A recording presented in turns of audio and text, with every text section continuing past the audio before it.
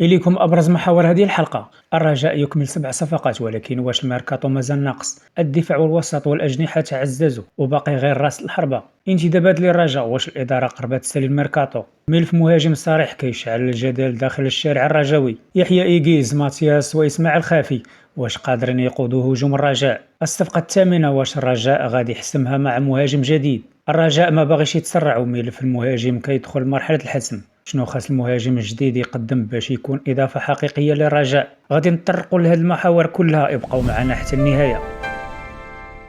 الرجاء دخل الميركاتو الصيفي بتحركات واضحة، والإدارة ركزت على تقوية المجموعة من المراكز اللي كانت محتاجة للدعم، خصوصا الدفاع والوسط الميدان والأطرفة. الفريق تعاقد مع ماريان هوغا لتعزيز الخط الخلفي، وزاد عليه مايكل برونو في وسط الميدان، إضافة إلى يونس الدحماني في الأجنحة ولويس فيليبي سيلفا في الوسط الميدان الهجومي. كما تعززت التركيبة الخضراء بإسحاق الزيداني قادم من نهضة الزمامرة، والشمس الدين قنديلة القادم من النادي المكناسي. وبهذه الانتدابات الرجاء وصل ل7 صفقات، وهو ما كيبان بأن الإدارة حاولت تعالج مجموعة من الخصائص داخل الفريق. نمشيو للمحور الثاني، واش فعلا الميركاتو الرجاء سالة؟ رغم هذه الانتدابات كاملة كيبقى واحد السؤال مطروح بقوة: واش الرجاء دابا عنده تركيبة كافية للمنافسة على الألقاب؟ الدفاع تقوى، وسط الميدان تعززوا، والأجنحة ولات فيها اختيارات أكثر، ولكن كيبقى مركز رأس الحربة هو النقطة اللي مازال عليها نقاش كبير. ندوزو دابا للمحور الثالث، ملف المهاجم الصريح هو النقطة الناقصة. الرجاء عنده حاليا أسماء بحال يحيى إيغيز، ماتياس وإسماعيل خافي، ولكن السؤال هو واش هذه الأسماء قادرة تتحمل المسؤولية وتسجل الأهداف طوال الموسم؟ حيث المنافسة على الألقاب ما تحتاج غير لاعبين مزيانين في الدفاع والوسط، ولكن كتحتاج حتى اللي المهاجم يعرف يستغل أنصف الفرص، يتحرك مزيان داخل منطقة الجزاء، يلعب تحت الضغط ويكون حاضر في المباريات الكبيرة. وهنا كيبان علاش الجماهير الرجاء باغية مهاجم جديد يكون بمثابة القناص ديال الفريق.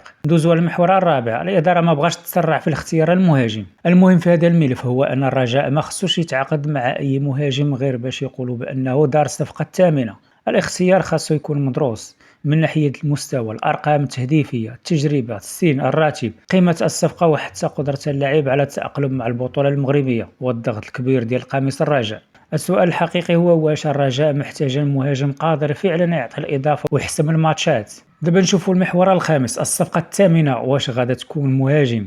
الأيام الجاية ممكن تكون حاسمة في هذا الملف. إما الإدارة تقتنع بالأسماء الموجودة حاليا قادرة تعطي الإضافة المطلوبة، وبالتالي يتم توجيه المجهودات لمراكز أخرى، أو يتم فتح باب أمام مهاجم جديد يكون هو القطعة الأخيرة في الميركاتو الرجاوي، وبالتالي إمكانية التعاقد مع الصفقة الثامنة ما زالت مطروحة. ولكن القرار النهائي غادي يبقى مرتبط بالاسم والبروفايل اللي تقدر الإدارة تلقاه.